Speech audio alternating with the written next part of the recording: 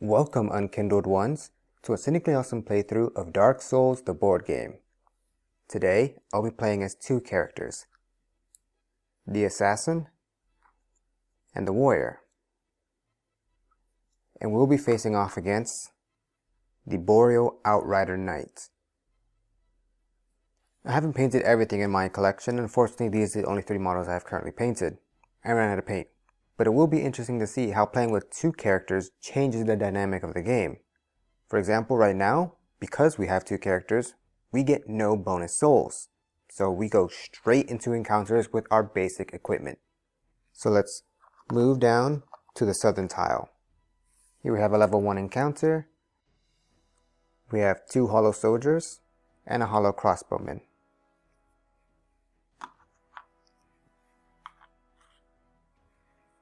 We also have a barrel and a treasure chest. And we came from the north. So we'll have the 2 characters split up like so. And now, because we're playing with 2 characters, one of them needs to get the Agro Token. Who we give it to is up to us. And for now, I want to give it to the Assassin. So now we have to be more considerate when monsters target certain characters. For instance, right now the Hollow Soldier is trying to move towards the closest character. Both of these being the closest, so then we have to look at who has the Aggro Token. So they were trying to go after the Assassin, moving 1 space closer. We could have them move like that. They're not within range to attack, so they stop right there. And then this crossbow hollow is specifically targeting the character with the Aggro Token. They're trying to move 1 space away and then attack that character. Now the Assassin's going to attempt to dodge that. We have to spend 1 stamina, and then they're allowed to move 1 adjacent node and attempt to dodge. Adding up all the dodge icons from the Assassin's equipment, we have 2 dodge dice. The difficulty of this crossbow hollow, to dodge it, requires 1. So we have the 50-50 on both of these dice. And we get nothing. But we can spend that luck token and try again, 50-50. Still nothing. So now I take the full brunt of that attack, which is 3 damage.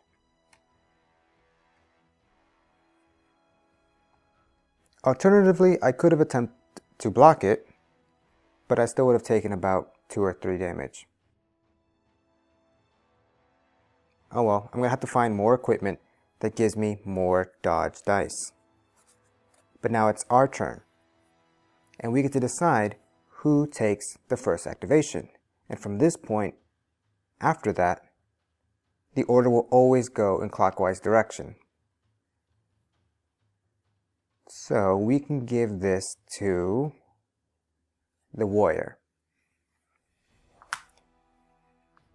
The Warrior will take the first turn, and when the Warrior activates, he will take the Aggro Token. Then we can move him into this cluster of enemies. And that means that the Assassin, or any other model, we simply picking the Assassin in this case, must be pushed out before the Warrior can move in. So now we have the Warrior inside the action. Now the Warrior is going to spend 2 stamina here to use his heavy attack. This heavy attack with his battle axe hits all enemies on the node. We're rolling 2 dice and we're looking for 2. And we get it. -1 physical resistance, meaning they still take 2 damage each, which kills them. And that ends the hero turn. Then it's the monster's go, targeting the character with the Aggro Token. Now is the Warrior, moving back and shooting. The Warrior could block this, or dodge it. His northern armor does give him a dodge dice, but this time we're just going to block. Nothing, so he also takes 3 damage.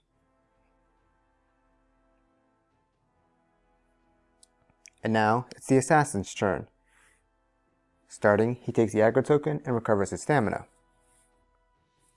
Then he moves once for free and spends one to move again.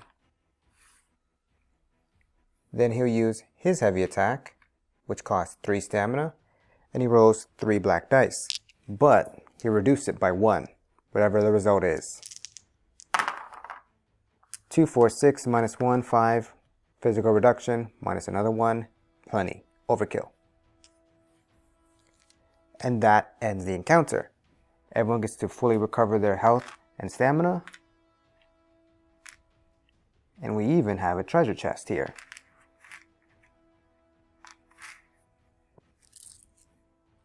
So let's open that and see what we get. Here we have the treasure deck. Let's do our cut. And let's see what we get. 2 treasure cards. Assess this. And a sharp gem.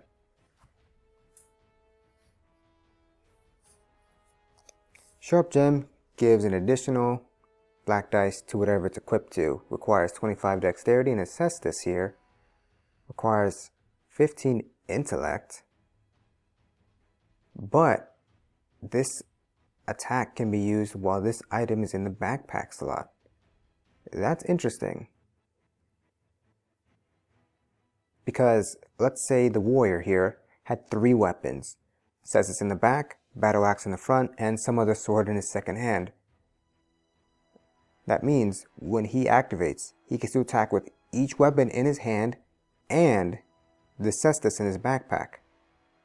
It's an interesting idea, not entirely worth it unless he can get this early. But we'll put that into the group's inventory and we'll gather our souls.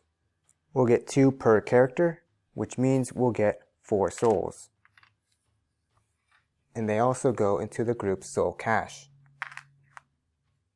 Now this Agro token goes away, but this first activation token will go to the player whose turn it would be next. Because the assassin just went, it means it stays on the warrior. So the warrior, when we go to our next encounter, will take the first turn. But let's go back to the bonfire for a moment. I want to get more equipment so that I know how I want to build these characters. So let's spend 2 souls and find 2 treasures. We have Chloranthy ring and a court sorcerer's robes. For now, this could be a good upgrade for either character, but who do I want to give it to? If I were going to give it to the warrior, it would require 2 bonuses in dexterity and 2 bonuses in intelligence. Whereas if I were to give it to the assassin, it only requires 2 in intelligence and 1 in dexterity. So perhaps that's the way we should build it. And this Chloranthy ring requires 18, 18, 18, 18. Jeez. But it says that characters in your node gain 3 stamina at the start of the activation instead of 2.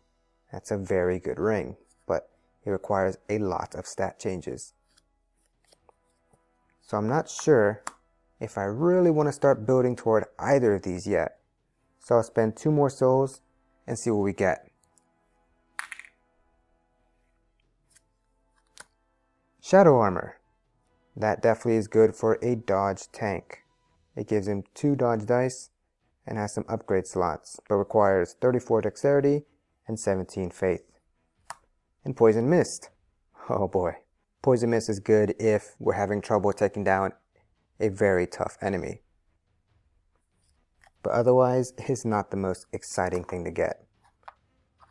So we'll go over here to the right to another level 1 encounter. We have here a Silver Knight and 2 Hollow Soldiers.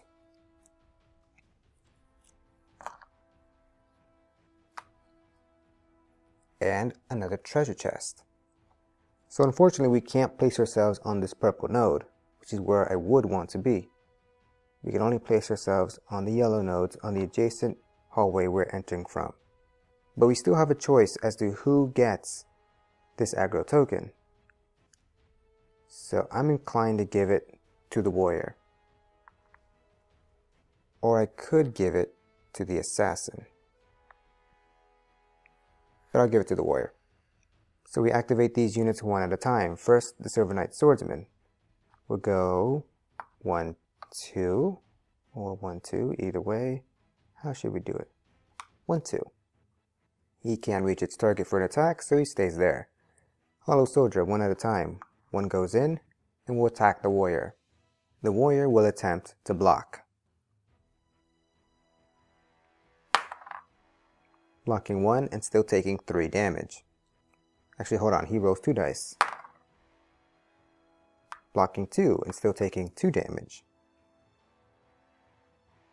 Then the other Hollow Soldier wants to go in, and he will push out, say, the warrior this time.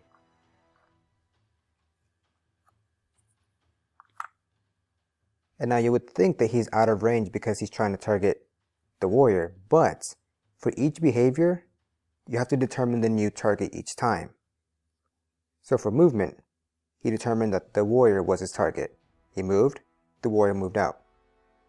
Then for the attack, we have to determine who the newest closest target is, and that is the assassin.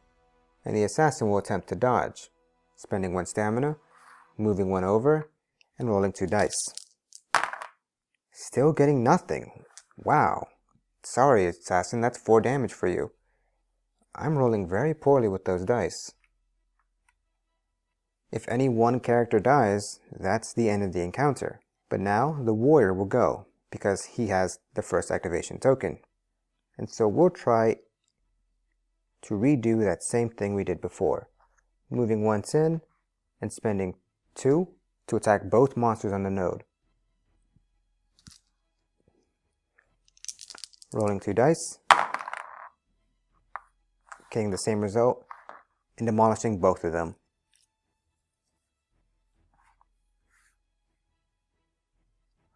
Which means now it's the Silver Knight's turn. The Silver Knight is trying to target the nearest person with the Agro Token, and then we'll attack them. And the warrior will attempt to block. Only reducing the damage by 1, meaning he takes 4 damage. And because he was hit with the attack, he gets pushed 1 node away. So now the assassin gets to go. He activates, recovers 1 stamina, and will perform his turn by moving in for free and spending 3 stamina for that heavy attack. Looking for 4. 1, 2, unfortunately not enough to do damage. So that ends the assassin's turn. Meaning the Silver Knight will attack. Moving towards him, he is already there, he doesn't need to move, and he will attack for 5 damage, which could kill the assassin. But we have to hope the assassin can dodge by moving over and trying to get both symbols to appear. Otherwise he's dead, and that's the end of the encounter. Nope. Wow. Well, that was quick. The assassin dies.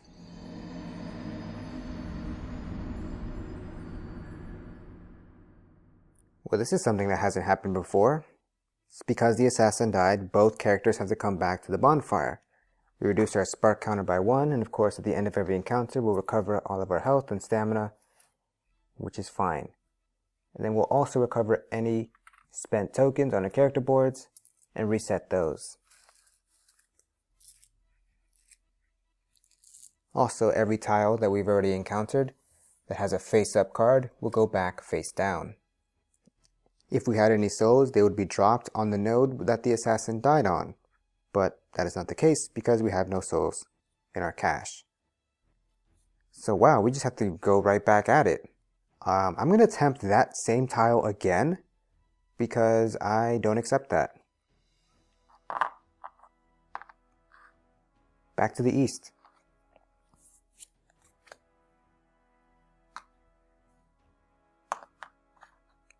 Now, if we had finished the encounter successfully, and open this treasure chest, it would not get reset, but because we didn't finish it properly, it's still closed as we left it.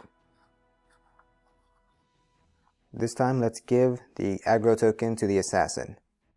The Silver Knight Swordsman will go first, same procedure as before. Hollow Soldier goes in, tries to attack the assassin. He will successfully dodge this time, as we are rolling 2 dice and trying to get 1 dodge symbol. There. That is a successful dodge because the Hollow Soldier's dodge difficulty is 1. We got 1 symbol.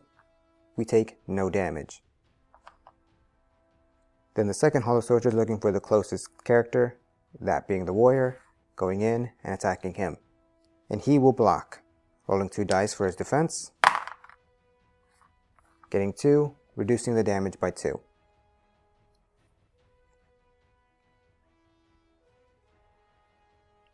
Now the warrior will be the first to activate this turn because the assassin was the last one to go before. So he spends his 2 stamina, does his heavy attack against both targets on the node, and will defeat them both. But now he's got a free move to move off in a different direction. He takes the Agro Token. Now it's the swordsman's go. He will go 1, 2, and attack our warrior, who will block, taking 3 damage.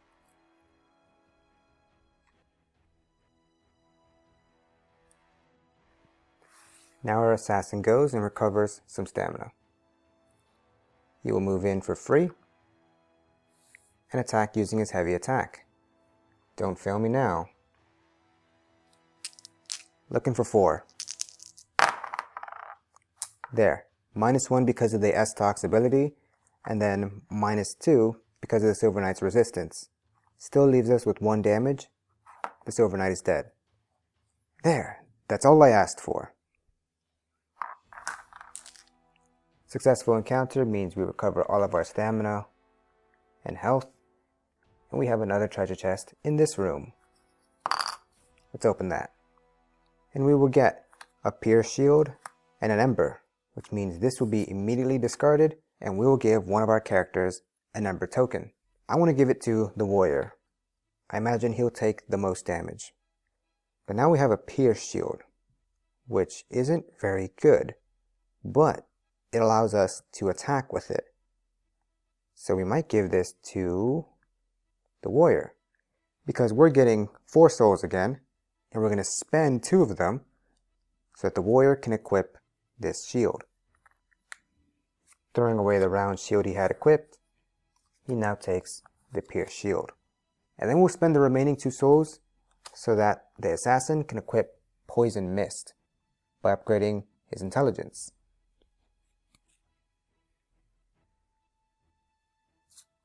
And we'll keep that in his backpack. So now let's go over and clean up that other level 1 encounter. Back to the bonfire and going south. As I said, because we died, this encounter got reset, but the treasure chest is still open. We got our soldiers there and a crossbowman.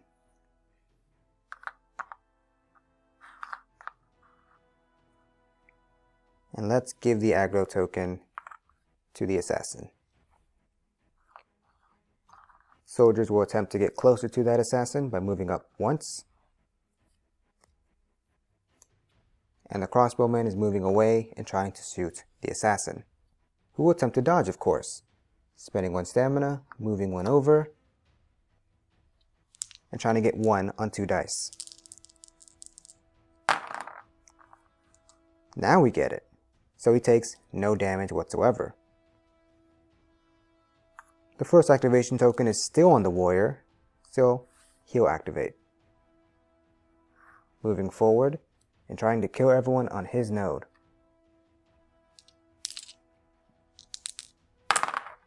Which he does.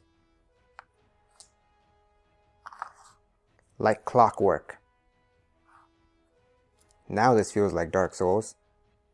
And the crossbowman moves back and attempt to shoot.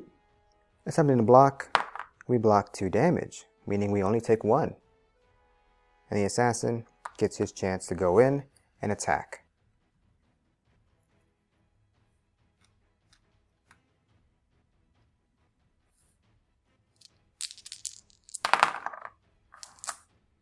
And defeating the crossbowman. This time all we get though is 4 souls, because the treasure chest is already open.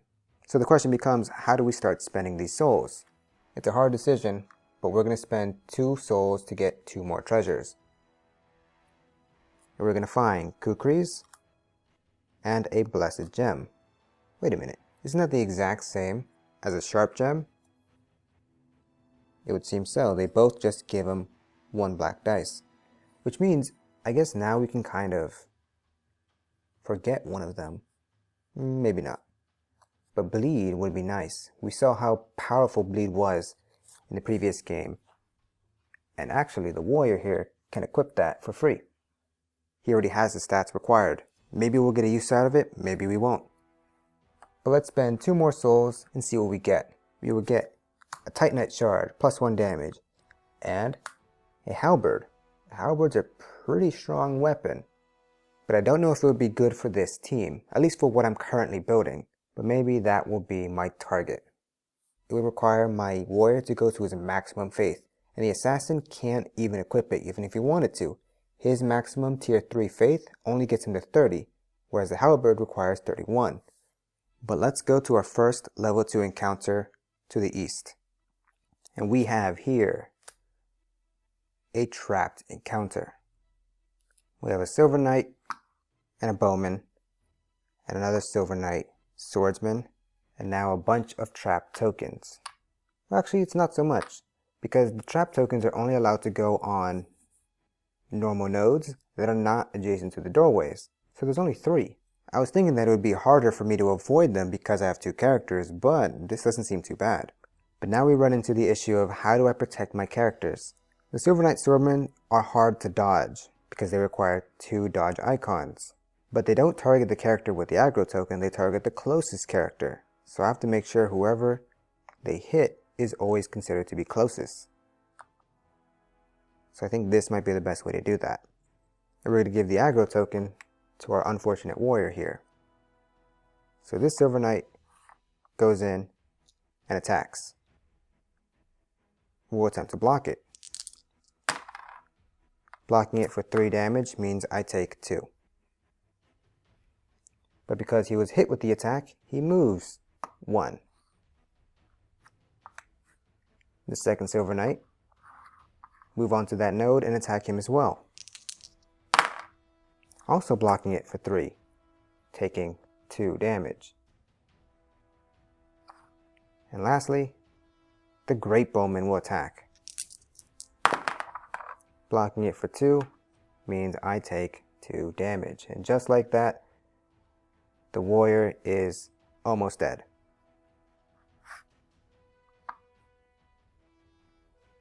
And it is the warrior who will activate first. As usual, the assassin always finishes the encounter, and so the warrior would have to go next. How will we do this though? We'll attempt to attack the guy on our node. Without spending any stamina, we'll throw 2 dice at him. Not being able to kill him, unfortunately. But I can use the warrior's heroic action, which says, once per spark, during his activation, he may move 1 node without spending stamina, and then the next range 0 attack he makes costs 0 stamina and attacks every character on the node, which isn't important, but it means that we can kind of circumvent the rule of you can only move and attack or attack and move, and I get to do this move kind of in between my activation and then do another attack. My Pierce Shield has an attack profile on it, which means I can now use it to attack the second swordsman here. Looking for 3. And not getting it. Very unfortunate indeed. Because that will end his turn. He could move once for free, and I guess we can do that like this. But let's drink that Estus. No better time than now. and then end his turn. Which means the swordsmen are just going to bully him. Blocking 3, always taking 2 damage for some reason. Getting pushed. Second swordsman. Blocking 4, only taking 1, but getting pushed. And then the great bowman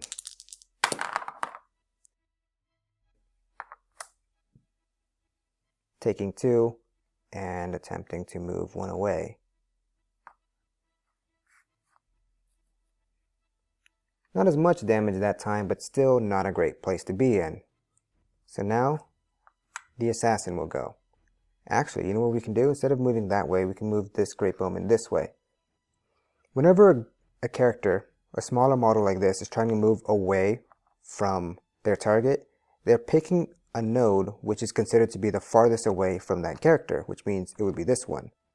So they're trying to move to that node while also maintaining the farthest distance away from that character. So he'll move like that. But what that means now is that this assassin can move once for free, spend 1, and actually, hold on, we'll switch out this S-Talk for a Poison Mist. And then spend 3 stamina to use that Poison Mist. And now we'll see the lovely, lovely benefits of poison. He gets to poison each model on that node and potentially end his turn there. I could spend, you know what, I'll drink this Estus. I kind of don't want to have stamina on me while this is about to go down. Because now the monsters activate, and look who just became a juicy, juicy target. So first, this Silver Knight will go in and attack. And we'll attempt to dodge. Spend 1 stamina, move over, and roll 2 dice. Only getting the 1, which means he would take 5 damage.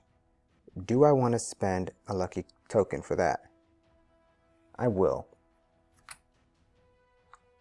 We'll try this again. 50-50. Come on. Please. Yes! So that is a successful dodge and he takes no damage. And now look what happens to the Silver Knight. At the end of his activation, we remove the poison token and the Silver Knight takes 1 damage. And oh look, he only has 1 health point.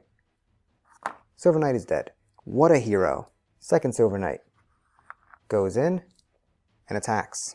Let's attempt this dodge one more time.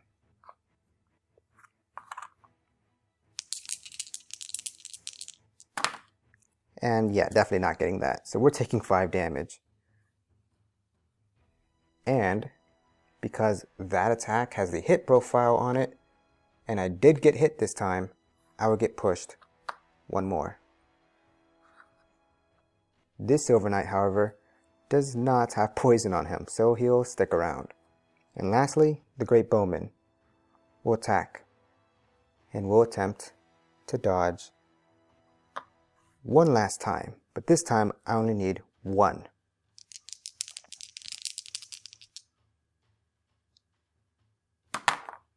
And I get it. Whew! And then he tries to move away.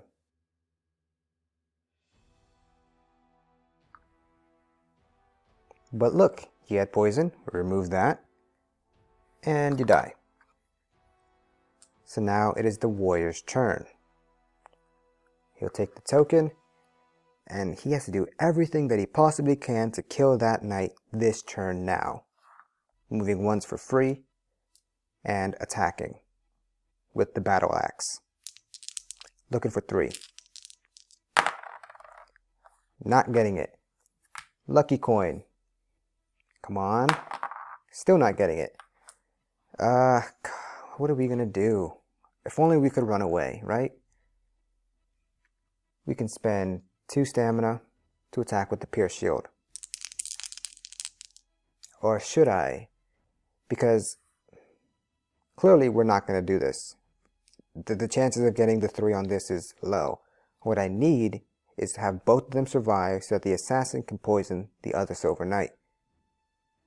And then survive another round of attacks Would this be the best way to survive? Yes. Maybe. I shouldn't do this, but on the off chance that I can kill him, it would be great. And I did! Awesome! All that thinking for nothing. Because -2, 1 damage, you're dead. Oh boy! That's 4 souls for me, and that was a very difficult encounter. Now how can I make that go more smoothly next time so that we aren't in such a dilemma again? I could give Titanite Shard. No, I could not. Neither of the character's weapons that I have can allow for weapon upgrades. Meaning, all these weapon upgrades that I have are no good to me. And the Cestus doesn't allow for upgrades either. Now the Halberd, that's the only thing that would allow for it. But it would take so many souls to get to that point. But I think that's where we're going to have to start building towards. Spending 2 souls to upgrade the warrior's strength, and then 2 souls again to upgrade the warrior's faith. That'll use up all the souls that we get from this encounter, but put me ever so closer to getting that halberd. Unfortunately, we've used up all of our tokens except for the assassin's heroic action, and we don't get those back until we die or rest at a bonfire. But if we do die, then the warrior will lose his ember. So the question becomes, do we tempt fate and go to the second level 2 encounter, or do we rest at a bonfire and mop up the level 1 encounters we know we can defeat so that we can get the warrior his halberd? Now, if I was playing by myself, I would rest at a bonfire and do it all again. But because this is on video, I'm not trying to waste your time, so let's go and at least see what that level 2 encounter is. If we die, oh well. And here we are. Temple of the Deeps. This actually might not be so bad, because all we have here are a bunch of soldiers and crossbow hollows. And a gravestone. So we can place ourselves like this. Now, who do we give the aggro token to? I want to give it to the warrior, perhaps. Because the crossbow hollows will get their chance to shoot. And so I'm trying to reduce the amount of damage that I take. Or the assassin can become the target and have to dodge both those attacks, which he could do. I'm not confident in that, but he could do it. So, you know what, we'll give him that chance to dodge. Because, if you recall, the warrior was the one who finished that encounter this time, which means the first player token will go to the assassin. So now, hollow soldiers, trying to move 1 closer. Very unsuccessful. Then the crossbow hollows will go 1 space away and attack. The assassin will do backflips and try to dodge. Being successful in the first one, and with the second one,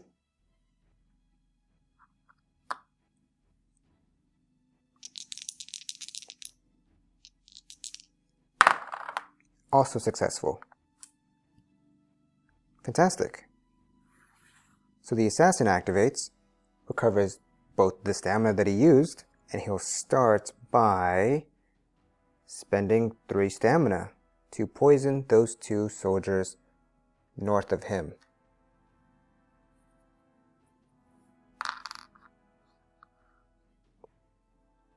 And then move once as such. So now the monster is activated again. All the soldiers trying to get closer, these 2 guys trying to get closer, and then falling over dead from poison.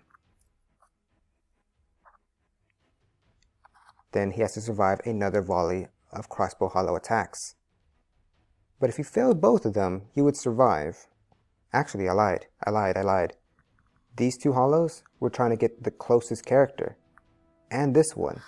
They would all go towards him. Which means, first guy attacks. Looking for 4s. Blocking only 1, taking 3, but thanks to the Ember, only taking 2. Then the second one, taking 1 damage, and then dying. And then the third one, taking 2 damage, and then dying. Whoops, and then dying. There we go. That is where we're at. And then the crossbow hollows will attempt to attack the assassin. We'll attempt to dodge in the first one and move 1 space.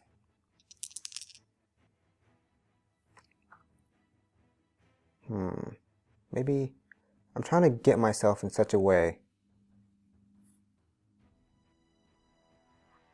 like that.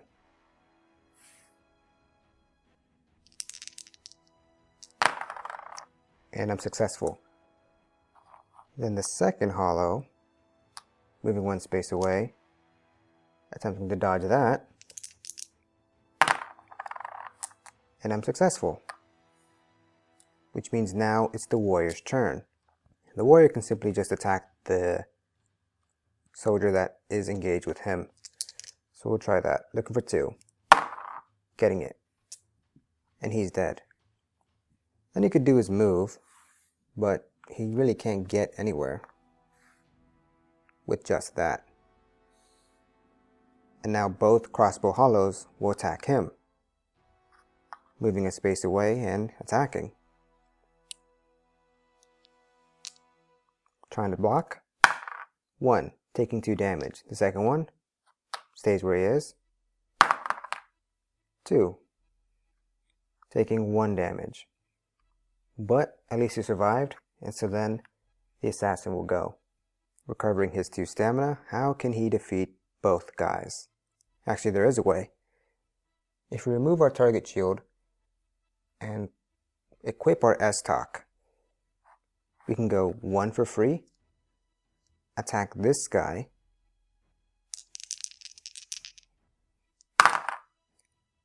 -1 because of the S-Talk is a terrible sword, and then -1 again means the crossbow hollow is dead. Then we can spend 1 stamina to give poison to an adjacent node, and just like that, doesn't matter what happens, you activate, you shoot, even if you hit me all the way, you die. Alright, that was a little harder than I thought it would be, but we survived. Amazing. Which means we'll get 4 souls, and I'll use all of them to increase the warrior's faith to 25.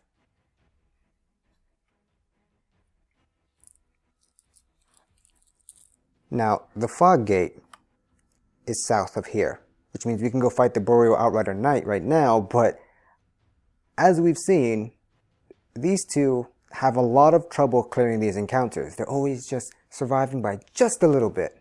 Plus, they've used up most of their tokens.